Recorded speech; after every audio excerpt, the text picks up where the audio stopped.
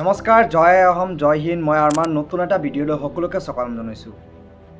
কৰোনাতকৈ ভয়ানক আকৌ আমাৰ ভাৰতবৰ্ষত আহিবলগীয়া আছে এখন নতুন ভাইৰাছ, যিখন ভাইৰাছ নেকি চীনত এতিয়া মানে এনেকুৱাভাৱে প্ৰভাৱিত হৈছে, যোনখন ভাইৰাছৰ নাম হৈছে HMPV। এইখন ভাইৰাছ হয়তো আমাৰ অসমতো পাবহি, আৰু অসমতো পাবহি মানে পায়েই গৈছে, কাৰণ এজন 10 মহীয়া শিশুক আক্ৰান্ত কৰিছে, মানে ধৰা পৰিছে মানে গাত HMPV ভাইৰাছটো।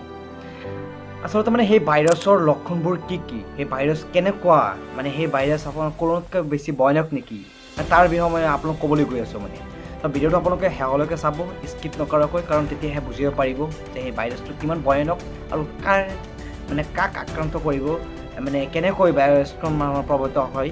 তো বলক আজি এই ভিডিঅ' ইয়াৰ পৰা আৰম্ভ কৰোঁ। সেই ভাইৰাছৰ বিষয়ে যদি মই প্ৰথমে ক'বলৈ যাওঁ, সেই ভাইৰাছে প্ৰথমে আপোনালোকক, এই ভাইৰাছৰ একদম ভেকচিন এতিয়া ওলোৱা নাই, কোনো দেশতে ভেকচিন ওলোৱা নাই। সেই ভাইৰাছ আমাৰ ডিব্ৰুগড়ত দেখা গ'ল। আপোনাৰ ডিব্ৰুগড় অসম চিকিৎসা বিদ্যালয়ত ধৰা পৰিছে HMPV, মানে এজন 10 মহীয়া শিশুৰ গাত। সেই শিশুটোক যেতিয়া পৰীক্ষা কৰিছিল, আৰু ডিব্ৰুগড়ৰ গৱেষণা কেন্দ্ৰই সেয়াও প্ৰমাণিত কৰিছে যে পূৰ্বৰ পৰাই HMPV মানে আমাৰ অসমত ধৰা পৰিছে। 2014 চনৰ পৰা 10জন ৰোগীৰ শৰীৰত পোৱা গৈছিল এই ভাইৰাছ।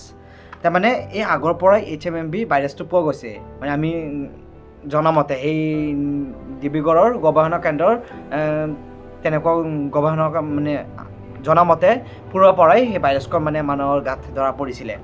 তো সেই প্ৰথমখন 2025 সেই প্ৰথমখন ভাইৰাছ একদম 10 মহীয়া শিশুৰ গাত ধৰা পৰিছে। আচলতে সেই ভাইৰাছে কেনেকুৱা মানুহৰ গাত মানে প্ৰভাৱিত কৰিব, ডাঙৰ মানুহ মানে বয়সস্থ মানুহ আৰু শিশু, এইসকলৰ মানুহৰ মানে অকণমান সাৱধান হ'ব লাগিব। এইসকলৰ মানে অকণমান ভয় আছে, কাৰণ এইসকল মানুহৰ গাত মানে বয়সস্থ মানুহ আৰু শিশুৰ গাত অকণমান মানে প্ৰভাৱিত বেছি হ'ব এই ভাইৰাছখন।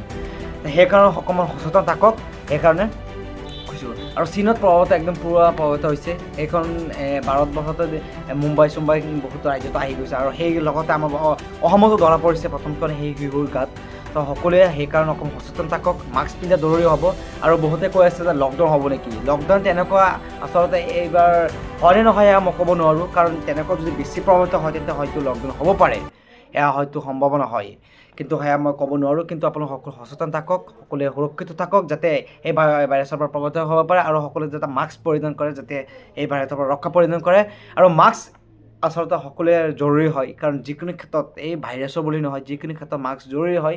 ধৰক আপুনি ৰাস্তাই গৈ আছে, ধূলি বালি আপোনাৰ নাকত সোমাব, তেতিয়াতো আপোনাৰ চৰ্দি লাগিব পাৰে ন, চৰ্দিৰ পৰাই বহুত কিবা কিবি ৰোগ হ'ব পাৰে।